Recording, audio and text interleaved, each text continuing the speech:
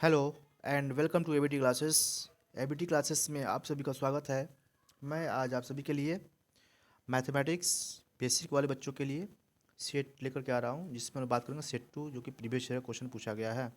ठीक है, ये 2023 में पूछे गए क्वेश्चन है।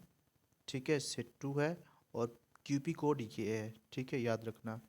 तो अलग अलग क्यूपी कोड मैं लेकर के आ रहा हूँ ताकि आप लोगों का मोर एंड मोर प्रैक्टिस हो जाए।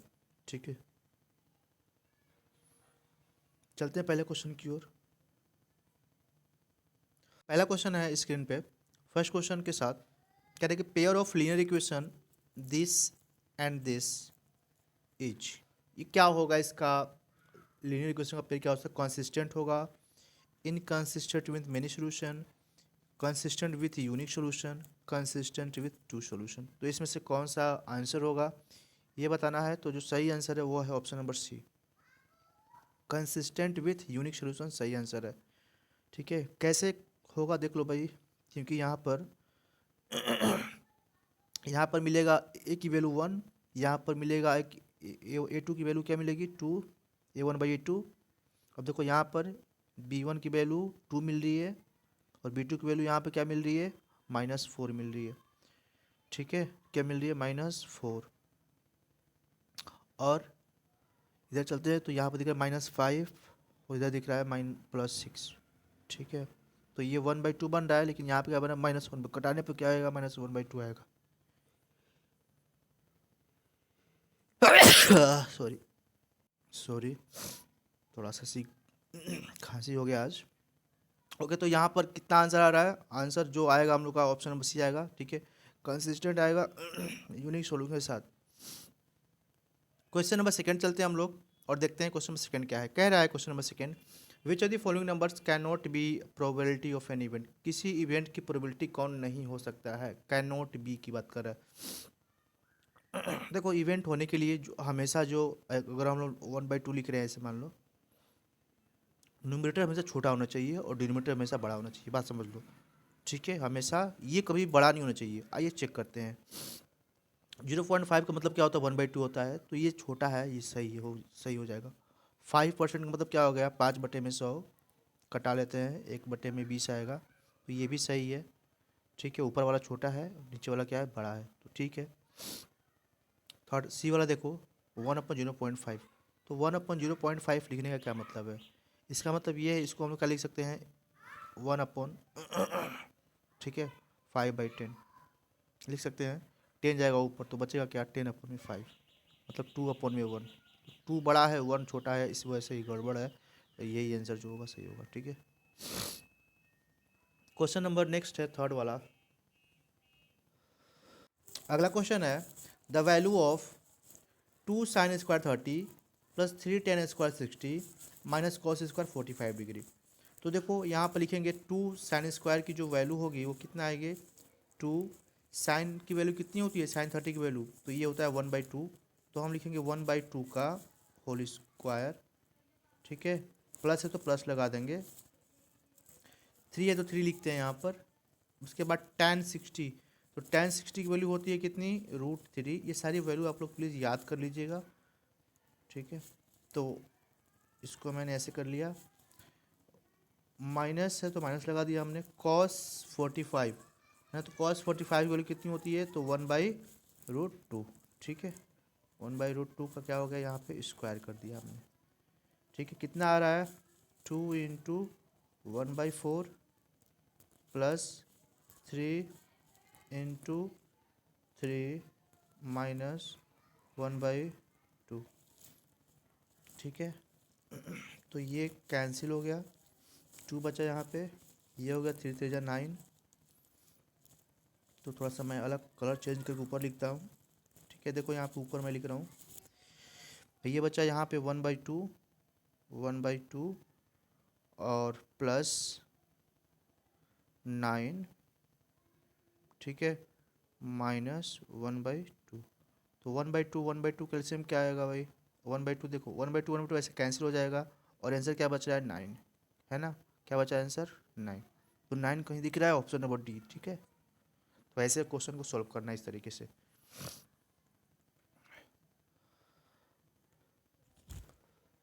क्वेश्चन नंबर 4 है, कह रहा है question number 4, the line represent by the linear equations y equal to x equal to 4 intersect at p, मतलब ये जो एक पॉइंट है यहाँ पर दिख रहा है ना, ये इंटरसेक्ट कर रहा है उस पॉइंट पे। कह रहा है कि इस जो ये p पॉइंट है, ये इसका कोऑर्डिनेट क्या होगा, x और y क्या होगा। तो ये जान देखते हैं कैसे इसका x y आसानी से निकाल सकते हैं। देखो ये दे रखा है कि x जो है 4 डिस्टेंस है, मतलब कि ये जो इतनी डिस्टेंस है यहाँ पे कितनी है, 4 यूनिट है। और यहाँ पर दे रखा है कि y जो है x के बराबर है, y क्या है, x के बराबर दिख रहा है ना, y क्या है, x के बराबर है। इसका मतलब ये भी डिस्टेंस क्या होगा, 4 ही होगा। अगर x 4 है, ठीक है, तो y भी क्या होगा, 4 ही होगा। और हमें निकालना है इस तरीके से पॉइंट, ठीक है। तो जाहिर सी बात है, x 4 है तो x 4 है, y 4 है तो y भी 4 है, क्योंकि दोनों बराबर, तो 4,4 क्या होगा आंसर। तो ऑप्शन नंबर बी यहाँ पर सही हो जाएगा। नेक्स्ट क्वेश्चन है, इफ द क्वाड्रेटिक इक्वेशन इतना has equal roots then the value of B is, तो बी की वैल्यू कितनी होगी अगर इसके रूट जो है कि इक्वल बन रहे हैं तब, ठीक है। ओके, तो जो इसका आंसर बनेगा वो बनेगा +-3, ठीक है। निकालने का तरीका मैं बता देता हूँ कैसे निकलेगा। सॉरी। अब देखो, इक्वल रूट की बात कर रहे हैं, जो रूट होंगे इक्वल होंगे। तो मान लो किसी का भी रूट जो होता है 2 आता है, एक एक्स आता है, एक वाई आता है, या एक्स की 2 वैल्यू निकलती है, तो दोनों क्या है, बराबर ही हैं। दोनों क्या है, बराबर ही हैं, ये करा इक्वल रूट है। तो इसका मतलब हम ले लेंगे कि अगर अल्फ़ा की वैल्यू एक्स आ रही है तो बीटा की वैल्यू भी क्या आएगी, एक्स ही आएगी। तो ठीक है, इतनी तो बात समझ में आ रही होगी आपको। तो हम बात करते हैं अल्फ़ा प्लस बीटा की। अल्फ़ा प्लस बीटा की वैल्यू क्या होती है, -b/a, b अपॉन में a होता है। और हमें पता है कि अल्फ़ा बीटा क्या है, दोनों बराबर है। अल्फ़ा बीटा क्या है, दोनों बराबर है। तो यहाँ पे क्या कर देंगे, x + x क्या हो जाएगा, 2x हो जाएगा। और -b की वैल्यू यहाँ से फाइंड आउट करेंगे तो क्या क्या निकलेगा हमें, b के जब -b ही लिखा हुआ है तो -b ही लिखेंगे, और a के जब 9 लिखा हुआ तो 9 लिख देंगे। तो यहाँ से हमें फाइंड क्या हो रहा है, -b/9, ठीक है। अब यहाँ पे हम लोग x की वैल्यू फाइंड कर लेते हैं, x की वैल्यू क्या आ रही है, तो x की वैल्यू कितनी आएगी, -b/18 क्या आएगी x की वैल्यू, देखो यहाँ पे मैं लिख दे रहा हूँ। x की वैल्यू क्या मिल रही है हम लोग को, -b/18। समझ में आ रहा है ये बात सबको, ओके। अब आगे देखना है, थोड़ा सा मैं इसे इरेज कर लूँ।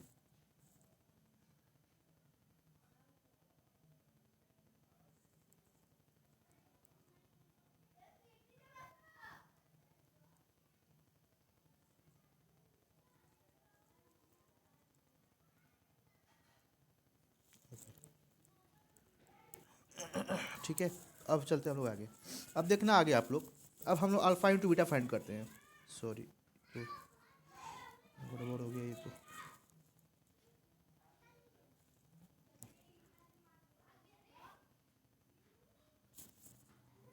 ओके, अल्फ़ा इंटू बीटा हम लोग फाइंड करते हैं यहाँ पे। अल्फ़ा बीटा की वैल्यू क्या आती है, c/a आती है।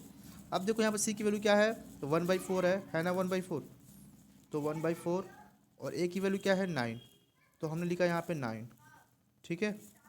अल्टीमेटली बनेगा क्या, यहाँ पे 1/36 बन रहा है, बना है 1/36, किसकी वैल्यू, अल्फ़ा इंटू बीटा। और देखो यहाँ पर ध्यान देना, अल्फ़ा और बीटा दोनों बराबर है, तो x इंटू क्या हो जाएगा, x², मतलब कि x² की वैल्यू क्या है, 1/36, तो x की वैल्यू क्या आने वाली है, x की वैल्यू क्या आने वाली है, +-1/6 ये आएगी ना x की वैल्यू। बात समझ में आ रही है सबको, x की वैल्यू कितनी आ रही है, +-1/6, ये देखो ये निकल के आया x की वैल्यू, ठीक है। और यहाँ निकल के आया, ठीक है, b के टर्म में हमें निकालना क्या है, b की वैल्यू फाइंड करनी है। तो इस वैल्यू को हम ला करके x की वैल्यू को इसमें पुट कर देंगे, समझ में आ रहा है। और जैसे ही यहाँ पे हम पुट करते हैं 1/6, तो देखो आप लोग ध्यान से, ठीक है, अलग कलर के साथ मैं बताता हूँ। अब यहाँ पे हम लोग 1/6 जैसे ही पुट करते हैं, 1/6 इक्वल टू -b/18, ठीक है, दिख रहा है। अब प्लस है तो लगा हुआ है, यहाँ पर दिख रहा है सबको, प्लस माइनस है। तो यहाँ पर देखो 6 3 जा 18, तो b की वैल्यू क्या आ रही है, b की वैल्यू क्या आ रही है, 3, तो यहाँ पे +-3 b की वैल्यू आएगी, और जो आंसर है ऑप्शन नंबर डी। समझ में आया सबको कैसे बना क्वेश्चन ये, ओके। चलते हैं आगे। अब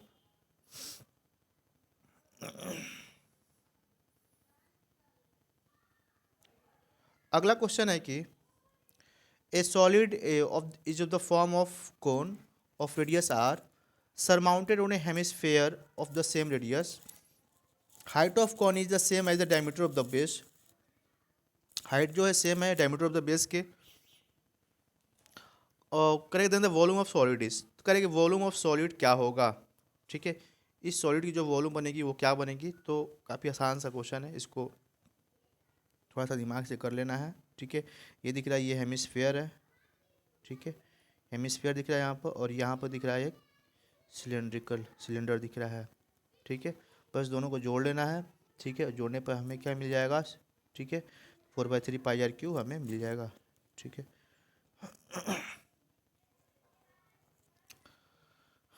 4/3 नहीं, इसका हेमिस्फीयर 2/3 आएगा आंसर इसका. सॉरी, 2/3 आएगा. ठीक है ना, 2/3 इसका आंसर मिलेगा. इस एक बार कैलकुलेटर आप लोग कर लीजिएगा, 2/3 आएगा इसका आंसर. ठीक है,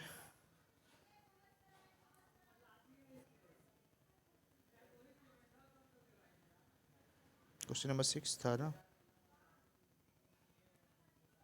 ठीक है, एक मिनट किधर चल. ओके, अगला क्वेश्चन है यहाँ पे. Graph of polynomial P x given in the figure, the number of zeros of P x. P x के कितने जीरो होंगे ये बताना है ग्राफ ऑफ पोलिनोमियल में. तो ध्यान से देखना है यहाँ पर, और वो भी एक्स की बात कर रहा है. एक्स मतलब एक्स एक्सिस वाला जो ग्राफ है, वहाँ पे आप लोग कितनी जीरो बनेंगे. दिख रहा है कितने पॉइंट टच कर रहा है. एक पॉइंट यहाँ टच कर रहा है और एक पॉइंट यहाँ टच कर रहा है. तो जाहिर सी बात, 2 पॉइंट टच कर, 2 ही तो बनेंगे जीरो ना. तो यहाँ पे 2 जीरो बनेंगे, इसलिए इसको आप समझ में आ रहा है ना. तो आसान से क्वेश्चन आप लोग कर लेना इसको. अब यहाँ पर क्वेश्चन है, median and mode of the distribution 25 and 21 respectively, mean of the data using empirical relationship, है ना. तो आप एम्पिरिकल फार्मूला आपको पता होगा, मोड मीडियन और मीन का. ठीक है ना, निकालना उसको, उस फार्मूले को यूज करके, है ना. एक फार्मूला होता है मोड बराबर 3 मीडियन माइनस 2 मीन, है ना. ये काफ़ी अच्छा रिलेशनशिप है मीन मीडियन मोड का. मोड बराबर 3 मीडियन, मैं लिख दे रहा हूँ यहाँ पर, मोड बराबर 3 मीडियन माइनस 2 मीन, है ना. तो ये रिलेशन है मोड मीडियन और मीन का. निकालने का कोई भी, अगर ये दिया है, ये दोनों दिया है तो ये निकल जाएगा. ये कोई भी एक दिया है तो दो नहीं दिया है, एक निकल जाएगा. ठीक है, इसको यूज कर लेना है. अगला क्वेश्चन है, tan a equal to 2/5, find the value of 1 minus cos square है और 1 माइनस साइन स्क्वायर है. आइए देखते हैं कितना आता है आंसर आसानी से. देखो पहले यहाँ पर हम लोग एक बनाते हैं ऐसे. ठीक है, ओके, दिख रहा है. अब इसको हम लोग ए मान लेते हैं. ए मतलब जो हमारा एंगल है वो ए है. ठीक है, साइड में मैं लिख रहा हूँ, यहाँ पे ना लिख करके. अब इसको हम लोग हमने एंगल मान लिया कि ये वाला एंगल क्या है, ए है. अब tan a क्या होता है, p/b. तो इसके सामने वाला p होता है. ठीक है, और इसके नीचे वाला क्या होता है, b होता है. तो p/b की वैल्यू दे रखा है ये. तो p कितना हुआ, 2 हो गया. p बराबर क्या हो गया, 2 हो गया. यहाँ पे p की वैल्यू 2 हो गई, और b की वैल्यू क्या हो गई, 5 हो गई. कितनी हो गई, 5. हमें निकालना है ये. ठीक है, तो कैसे निकलेगा भाई, क्योंकि कॉस में b/h चाहिए होता है ना. तो हमें तो h निकालना पड़ेगा. h निकालने के लिए हम कैसे करेंगे, 5 का स्क्वायर 25 और 2 का स्क्वायर 4, 25 4 29, मतलब कि √29 ये आ जाएगा. कितना आ जाएगा, √29. ठीक है, √29 आ जाएगा ये.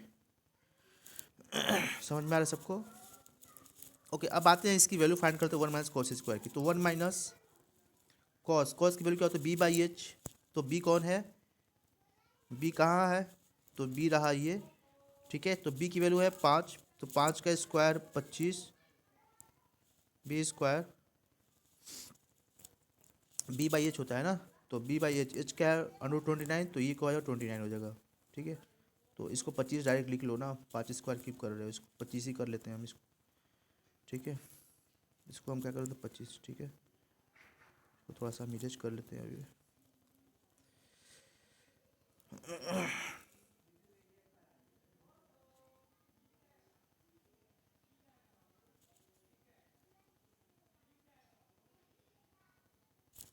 ओके, अब देखना ध्यान से. 1 माइनस कॉस b/h, मतलब कि b/h मतलब b का स्क्वायर 25 और √29 का स्क्वायर क्या हो जाएगा, 29. ठीक है, 5 का स्क्वायर 25, b/h हो गया. अब आते हैं कॉस की वैल्यू हो गई। अब नीचे है 1 - sin² मतलब p/h, 1 - p की वैल्यू क्या है 2, तो 2 का स्क्वायर 4 और h क्या है वो √29, तो ये स्क्वायर 29 हो जाएगा। ठीक है ना, इतना समझ में आ गया होगा। आगे चलते हैं अगले स्टेप में। तो 29 में से 4 का कितना बचा, 29 में 25 गया 4 बचा, 4/29।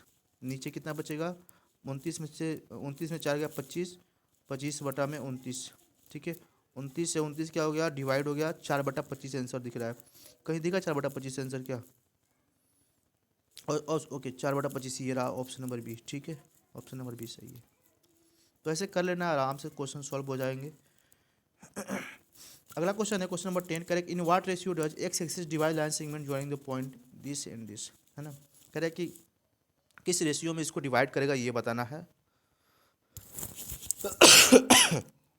सॉरी। आइए देखते हैं कैसे इसको डिवाइड करेगा, किस रेशियो में डिवाइड करेगा। चलिए चलते हैं देखते हैं। तो पहले हम इसको चलने से पहले थोड़ा सा हम इसको इरेज कर लेते हैं ताकि फ्रेश रहे, ताकि क्वेश्चन, अरे यार क्या हो गया, ओके ठीक है ये हो गया इरेज। अब हम लोग आते हैं क्वेश्चन की ओर। अब क्वेश्चन करते हैं। कह रहे कि invert ratio does X axis divide line segment. तो मान लेते हैं कि ये कोई एक ऐसे लाइन हो गया, ये दे रखा है ए जो है, मान लेते हैं हम लोग इसको ए मान लेते हैं, इस पॉइंट को बी मान लेते हैं। ठीक है, ये हो गया ए वाला पॉइंट और ये हो गया बी वाला पॉइंट। ठीक है, अब यहाँ पर दे रखा है 2 और -3, 2 और -3। यहाँ पर बी वाला जो पॉइंट है ये दे रखा है 5,6। ठीक है, 5,6। ऐसे हमें निकालना क्या है, किस रेशियो में डिवाइड करा। तो हम लोग मान लेते हैं, लेट कर लेते हैं कि λ/1 के रेशियो में डिवाइड करें। किस रेशियो में, λ/1 या फिर x/1। और कह रहे हैं कि ये एक्स एक्सिस पर डिवाइड करा है। किस एक्सिस पर डिवाइड करा है, divide does X axis divide, है ना। तो हम लोग मान लेते हैं एक्स एक्सिस पर है तो वाई की वैल्यू क्या होगी 0 होगी, तो यहाँ पे मिलेगा हमें x,0। ये बात समझ में आ रही है ना। अब आते हैं फॉर्मूला को अप्लाई कर लेते हैं। थोड़ा सा बड़ा होगा स्क्रीन, हमको लग रहा है कि छोटा पड़ जाएगा इसको करने में क्वेश्चन को, बट देखते हैं। मैं आपको फार्मूला बता दे रहा हूँ, आप लोग इसको रख लेना, आ जाएगा आंसर। एक्स बराबर क्या होता है mx2 प्लस nx1 अपॉन में m प्लस n। इतनी बात समझ में आ गई। तो x की वैल्यू कितनी, अब x की वैल्यू क्या थी यहाँ पर 0 थी। x देखो ये वाला x है, ये x है, समझ में आ रहा है। ये x जो ये यहाँ पे x लिखे हैं वो ये वाला x है। ठीक है ना, x की वैल्यू x ऑलरेडी है, बात समझ में आ रहा है। और एक होता है y के लिए, देखो y के लिए फार्मूला मैं लिख रहा हूँ कलर चेंज करके, y = my2 plus ny1 upon m plus n, ये फार्मूला होता है। ठीक है, अब ध्यान देना ये दोनों जो y और जो लेमडा है और जो 1 है ये क्या है m और n है। लेमडा जो हो गया m हो गया और ये हो गया। अब y वाले में आप वैल्यू पुट करो जल्दी से। y वाले में जब आप वैल्यू पुट करते हो तो देखना ध्यान से, तो ये y की वैल्यू यहाँ पे क्या है 0 है, तो हमने यहाँ पे 0 रख दिया। 0 = m की वैल्यू क्या है लेमडा है, तो लेमडा हमने लिख दिया। अब ये क्या my2 की वैल्यू क्या है, ये है x1 और ये है y1 और ये है x2, ये है y2। तो y2 की वैल्यू क्या है 6, तो हमने लिखा यहाँ पे 6 my2 प्लस n की वैल्यू क्या है, n की वैल्यू 1 है। y1 की वैल्यू क्या है x1 y1 मतलब -3।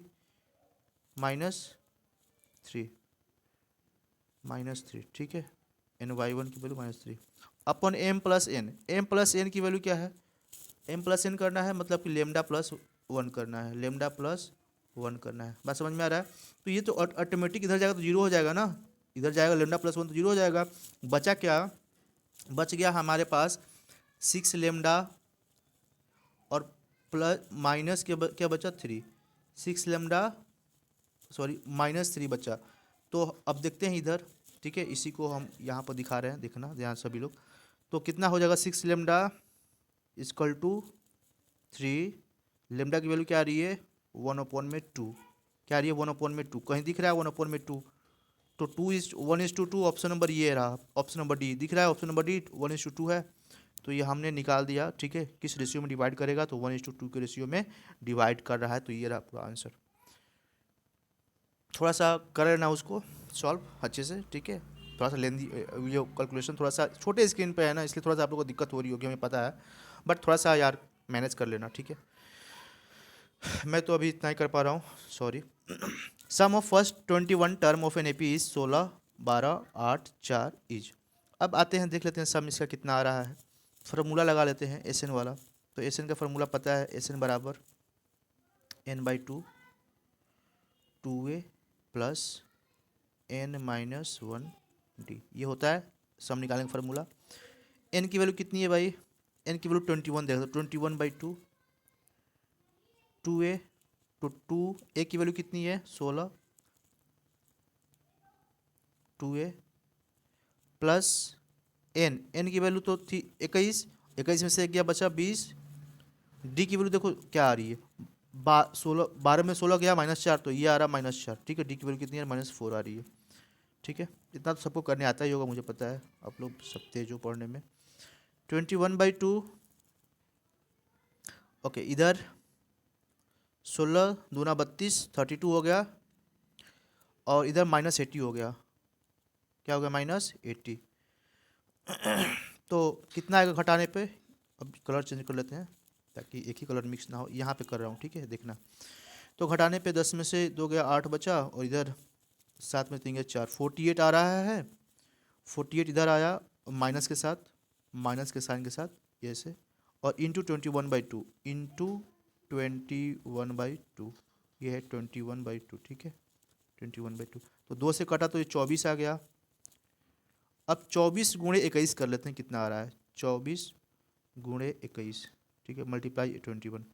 तो 24 का 24 हो गया, और 24 दूना 48 हो गया, ठीक है।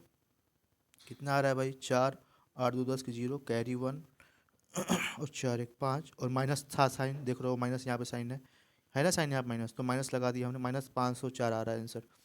तो -504 option number B. Option number कौन सा, मैं दिखा दे रहा हूँ इसको, ऑप्शन नंबर बी किधर है, अलग कलर के साथ, ये रहा ऑप्शन नंबर बी, ठीक है। -504 मैं फ्रेश कर दे रहा हूँ, देख लीजिएगा, 504, ठीक है, ये रहा। तो इस तरीके से छोटे छोटे क्वेश्चन को आसानी से सॉल्व करना है, ये बेसिक क्वेश्चन है, बहुत इजी क्वेश्चन दिए हुए हैं सच में, ठीक है। अगला क्वेश्चन है, the area of sector of angle alpha of a circle with radius R is, है ना। क्या होगा इसका, इसमें तो बस फार्मूला लिखना है यार, कुछ नहीं करना है, ठीक है। तो πr², थीटा अल्फा की वैल्यू, थीटा की वैल्यू अल्फा दे रखा है, और 360, ये हो गया ऑप्शन नंबर, ये सही है, ठीक है।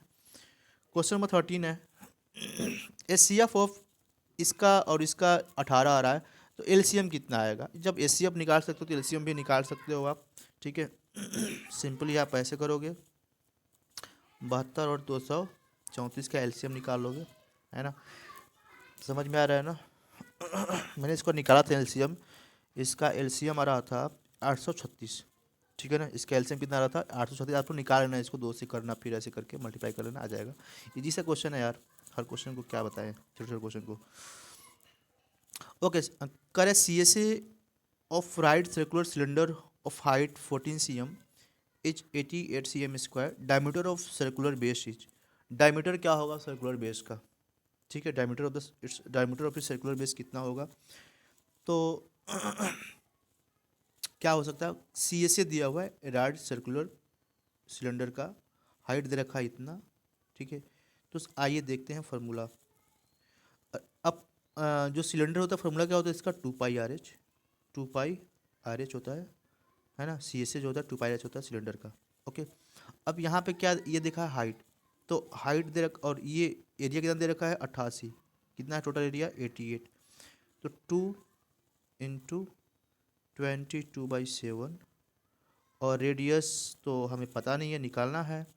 और हाइट दे रखी है कितनी, आर की जगह पार लिखता हूँ, और एच की जगह पर कितना लिखता हूँ 14 लिखता हूँ, इक्वल टू 88, ठीक है। तो 7 से गया ये 2 टाइम में, 7 दूना 14 हो गया, 2 से कैंसिल हो गया, ये बचा कितना 22R बराबर 88। देखना यहाँ पे मैं लिख रहा हूँ अलग कलर के साथ, 22R बराबर 88, तो ये 22 से जाएगा 4 बार में, 22 चौके 88, आर की वैल्यू 4 आ रही है, आर की वैल्यू क्या आ रही है 4, तो ये पूछा डायमीटर, तो डायमीटर इसका डबल होगा, आर का डबल, आर का डबल डबल 8 नहीं दे रहे क्या यार, कहीं 2 नहीं ना आएगा, कहीं गड़बड़ हो गया क्या हमसे कुछ जोड़ घटाव करने में। 2, 1 मिनट, कुछ क्या पूछ रहा है ये, diameter of circular base, circular base का डायमीटर पूछ रहा है, तो सही तो निकला है ये।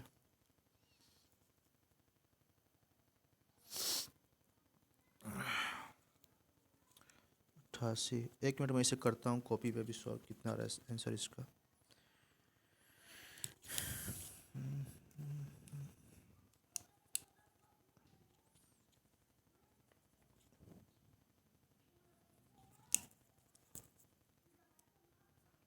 ओके, इसका आंसर आ रहा है 7, ठीक है, वही फॉर्मूला लगा लोगे, थोड़ा सा गड़बड़ हो गया था करने में, ठीक है, अब उसको कर लेना, सही हो जाएगा, 7 इसका आंसर आ रहा है, ठीक है। 14 का क्या आया, डी, 7 cm इसका आंसर होगा। 15 पे चलते हैं हम लोग। A card is drawn at random from a well shuffled deck of 52 playing cards, the probability that is red king is. अब देखो ध्यान से सुनना, काफ़ी आसान सा क्वेश्चन है ये। टोटल 52 कार्ड होते हैं जिसमें 26 26 होते हैं, है ना, 26 जो होता है और इधर 26 होता है, 26 हो गया लाल मतलब रेड, और 26 हो गया क्या, ब्लैक, 26 ब्लैक और 26 रेड। अब इसमें 13 13 होते हैं, अलग अलग डिवाइड होते हैं, 13 इसमें, 13 इसमें, और 13 इसमें, और 13 इसमें, तो 13 जो कि 52 ऐसे हो जाते हैं। और सभी में एक एक 3 3 फेस कार्ड होते हैं, है ना, जैक का, क्वीन का और किंग का, ठीक है। तो इसमें भी एक किंग का होगा, इसमें भी एक किंग होगा, इसमें भी एक किंग होगा, इसमें भी एक क्या हो, किंग होगा। तो ये रेड का किंग पूछ रहा है, तो रेड में किंग कितने हो गए, 2 हो गए ना, समझ में आ रहा है। तो 2 किंग हो गए, तो हमें देखना है प्रोबेबिलिटी पूछ रहा है, किसकी देखना है, कह रहे कि probability that is a red king, तो रेड में किंग कितने होंगे, 2 किंग होंगे, एक इसका और एक इसका, ठीक है। तो मतलब कि 2/52 कर लेंगे हम लोग, टोटल कार्ड 52 थे तो कटा है, तो 1/26 आंसर आ रहा है, ठीक है।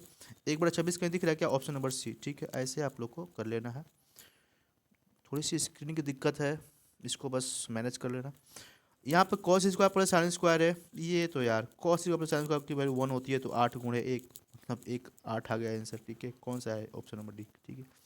आसान आसान क्वेश्चन दे रहे हैं, ठीक है।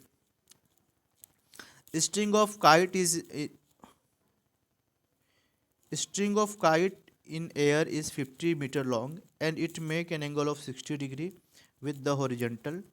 Assuming the string to be straight, the height of the kite from the ground is। आइए देखते हैं। यहाँ पर मैं थोड़ा सा इसको जूम कर लेता हूँ, ठीक है, ताकि थोड़ा सा फ्रेश पेज मिले हम लोगों को। इसको कर लेते हैं ऐसे, कितना कितना वैल्यू था एक बार देख लें। 50 मीटर है, 60 डिग्री है, इसको यहीं रहने देते हैं ताकि क्वेश्चन भी दिखेगा सामने। कितना डिग्री है, 60 डिग्री है, ठीक है। और कह रहा है स्ट्रिंग का of A kite air in make an angle of 60 degree with horizontal, horizontal से 60 डिग्री बना रहा है, ठीक है। जो भी string to be the straight, मान लेते कि ये जो है ना 50 मीटर लॉन्ग है, तो ये काइट पता है ना, पतंग ऐसी उड़ती है सीधे ऐसे। अब कह रहे कि एज्यूम कर लो कि स्ट्रिंग स्ट्रेट है और height of the kite from the ground, तो ग्राउंड से कितनी ऊंचाई है, मतलब ये हाइट पूछ रहा है हम लोगों से, ये वाली हाइट पूछ रहा है, ठीक है। तो आसानी से हम निकाल लेते हैं। अब पता है ना कि ये आप लोगों को पता है कॉस वगैरह की वैल्यू कितनी होती है। तो देखो ये तो दिया है हमारे पास, एच दिया हुआ है, एच क्या है, दे रखा है ये। अगर हम लोग यहाँ पे निकाल लिए बी, ठीक है, अगर अगर सॉरी बी नहीं, ये पी निकाल लेते हैं, इसका पी बाई एच अगर कर लेते हैं, तो हमारा काम क्या होगा, बन जाएगा। समझ में आ रहा है ना, हमारा काम क्या होता है, बन, क्योंकि हाइट ही पूछ रहा है। तो लगाते हैं साइन 60, साइन 60, साइन 60 निकालेंगे तो इसको मान लेते हैं एच, है ना, वो हो गया एच और ये हो गया 50। समझ में आ रहा है ना, हम इसको हाइट को एच माने हैं, ठीक है, परपेंडिकुलर है तो उसको एच मान लिए हैं। साइन 60 की वैल्यू बताओ कितना होता है सभी लोग, ठीक है। अगर देखो किसी को समस्या होती है अगर साइन वगैरह की वैल्यू निकालें, तो देखो मैं इजी तरीका बता रहा हूँ, समझ लो, यहाँ पर थोड़ा सा समय लेकर के ऐसे कर देना, ठीक है। ये मान लें कि ये इक्विलेटरल ट्रायंगल है, ये भी 60 डिग्री था, ये भी 60 डिग्री था और ये भी 60 डिग्री था। तो जैसे ही ये 60 आधा आधा डिवाइड हो जाता है ना, ये 30 बच जाता है, ये क्या होता है 30 डिग्री। ठीक है, ये हो गया 30 डिग्री, ये छोटा छोटा कट गया दो भागों में, ये 60 ही है अभी, और ये भी अभी 60 ही है। ठीक है, ये 60 है और ये 60 वाला था, ये वाला 60 था। अब हमें क्या निकालना था, अब देखो हम लोग लेट कर लेंगे कि जो इसकी वैल्यू है ये 2 है, ये 2 है। अब इसको आधा आधा करें तो ये 1 हो गया और यहाँ भी क्या हो गया 1 हो गया। अब किसी एक ट्रेंगल को हम लोग ले लेते हैं यहाँ पर। ठीक है, थोड़ा सा कलर चेंज कर देता हूँ।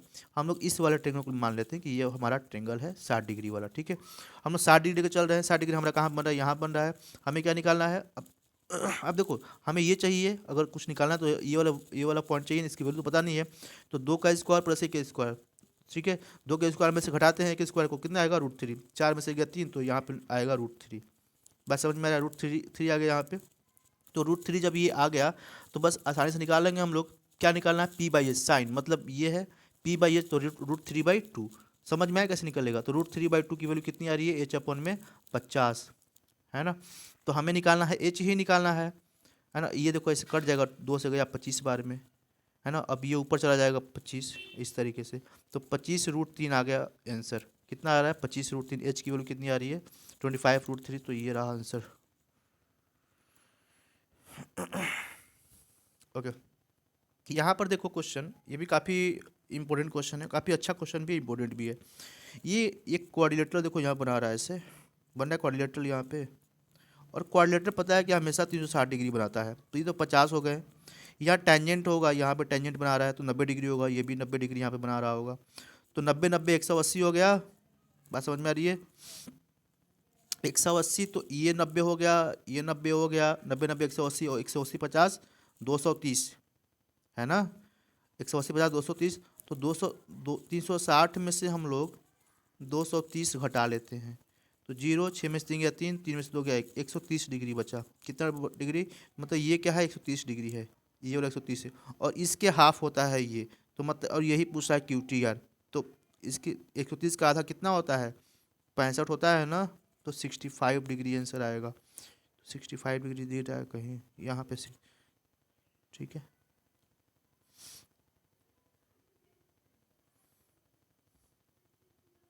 हम लोग 18 क्वेश्चन कर चुके हैं, जल्दी से कितना समय हुआ।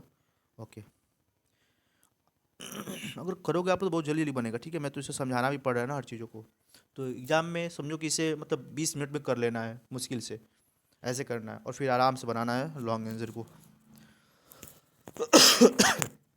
ओके, अगला क्वेश्चन देखो, कह रहा है क्या कि probability of getting prime number when a die throw once is 2/3। क्योंकि अगर किसी डाई को हम लोग फेंकते हैं तो प्राइम नंबर आने की प्रोबेबिलिटी कह रहा है कि 2/3 है।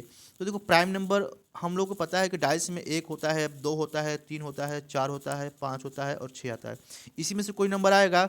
इसमें से प्राइम नंबर कौन कौन सा है, प्राइम नंबर क्या होता है जिसका कोई 2 फैक्टर हो, एक हो और एक क्या हो खुद वो नंबर हो। तो ऐसे नंबर 2 हैं, ये 3 है और ये क्या है 5 है। ऐसे 3 नंबर हमें मिल गए यहाँ पे। तो टोटल कितना मिला हमें नंबर 3, और टोटल प्रोबेबिलिटी कितनी आने की 6। सॉरी 36 हमने लिख दिया यार, क्या हो जा रहा है हमारे साथ।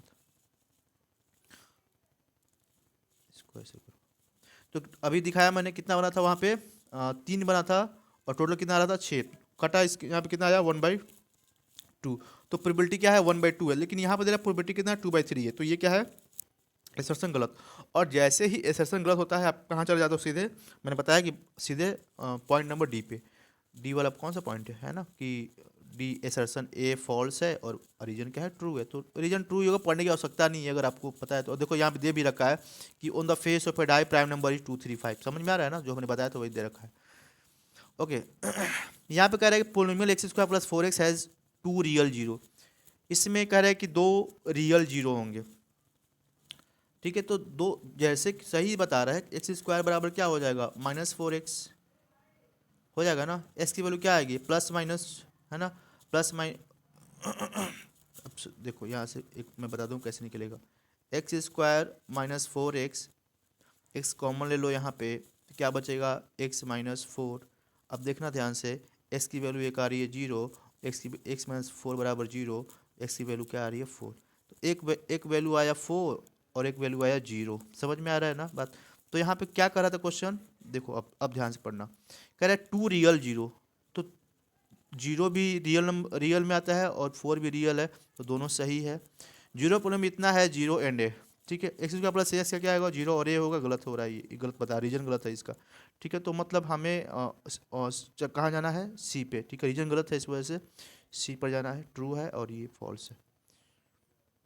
ओके, हम लोग आ चुके हैं क्वेश्चन नंबर सेक्शन बी पे, क्वेश्चन नंबर 21 है ना, ए और बी, ठीक है। तो चलते हैं, इसका आंसर मैंने ले रखा है, इसका पूरा आंसर, ठीक है ना।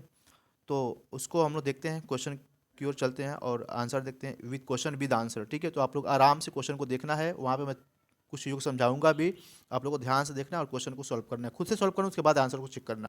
पहला क्वेश्चन है 21 स्क्रीन पे दिख रहा है सभी लोग को। क्वेश्चन नंबर 21 कह रहे find the values of X so that P Q और क्यू आर बराबर हैं, where the coordinate of P Q and R इतना है, और ये सब दिया हुआ है, बताना है हमें, ठीक है। वैल्यू एक्स की वैल्यू क्या होगी यहाँ पे, ठीक है।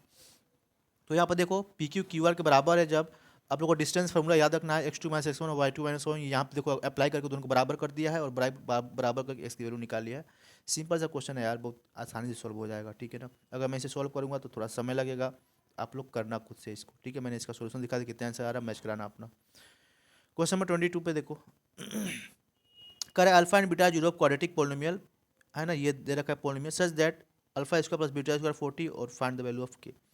तो कुछ नहीं करना है, यहाँ पे फॉर्मूला लगाना है, अल्फा प्लस बीटा का होल स्क्वायर -2 अल्फा बीटा, ठीक है, इक्वल टू 40, क्योंकि दे रखा है ना alpha square plus beta square equal to 40, है ना। अब कोई किसी को कन्फ्यूजन होगा कि ये फॉर्मूला कहाँ से आया, तो प्लीज़ कन्फ्यूज नहीं होना, देखना कैसे बनता है।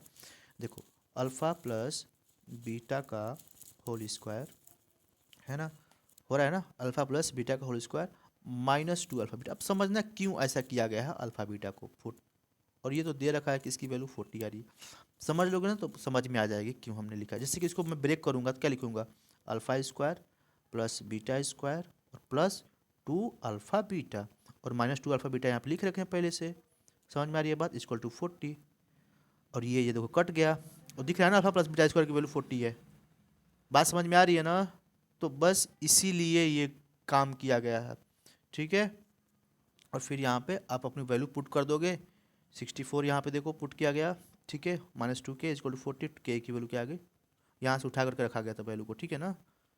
Alpha plus beta minus B by ये होता है ना, तो पुट कर लोगे ना यहाँ पे सब लोग बी बाई ए, तो बी देखो क्या है -8 है, -8, और ए की वैल्यू क्या है बी बाई ए की वैल्यू क्या है 1 है, तो 1 इसका स्क्वायर को 64 आएगा ना, वही 64 यहाँ पे लिखा हुआ है भाई, पर कन्फ्यूज नहीं होना है, ठीक है। -2 अल्फा बीटा के बाद क्या वैल्यू क्या सी बाई ए, सी की वैल्यू क्या है के है ना, और ए की वैल्यू 1 है, तो यहाँ पे देखो 2 के लिखा हुआ -2 के दिख रहा है, और बस इसको के निकाल लो, समझ में आ गया होगा ना अब तो, चलो ठीक है।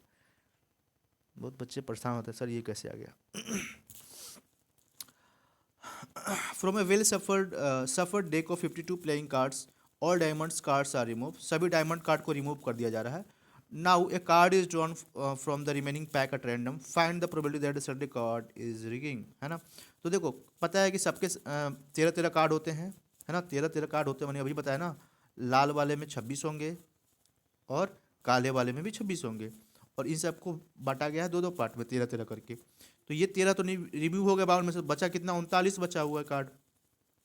और पता है कि सब में एक एक किंग होता है चारों कार्ड में, तो एक किंग भी रिमूव हो चुका है, क्योंकि 13 कार्ड जब रिमूव होगा तो एक किंग भी रिमूव हो गया, तो किंग कितना बचा 3, और वही प्रोबेबिलिटी पूछ रहा है। तो अब बचे हुए में से हमें किंग को निकालना है, तो किंग निकालने 3 किंग बचे हुए हैं, जो भी किंग निकल जाए तो 3/39 मतलब 1/13, समझ में तो आ ही गया होगा मेरे को लगता है, आसान से क्वेश्चन है। इसको दिखाना है ना, बीपीटी वाला क्वेश्चन है, बेसिक प्रोपोर्शनल थ्योरम, ये देख लो, बहुत इजी क्वेश्चन है यार, इसको क्या बताया जाए। Find HCF of the number इतना एंड इतना यूजिंग प्राइम फैक्टराइजेशन, ये देखो प्राइम फैक्टराइजेशन से निकाला है इसको, है ना। तो एचसीएफ निकाला गया है, समझ में आ गया ना।